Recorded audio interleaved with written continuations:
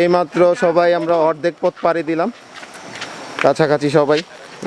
একজন গুলজার ছিলেন যিনি ভয় পাইছে অনেক, হ্যাঁ ভয়ে, তারপর অনেক সাহস দিয়ে আবার নার্ভাস হওয়ার পরে আমরা ইয়া করছি। গুলজারকে সাহস দিলাম আমি আর মিঠু। হ্যাঁ, সাহস দেওয়ার পরে আমরা আবার আমাদের পথ শুরু করেছি। প্লাবন, হ্যাঁ, প্লাবন, বাঁধন বাম দিকে চাপো।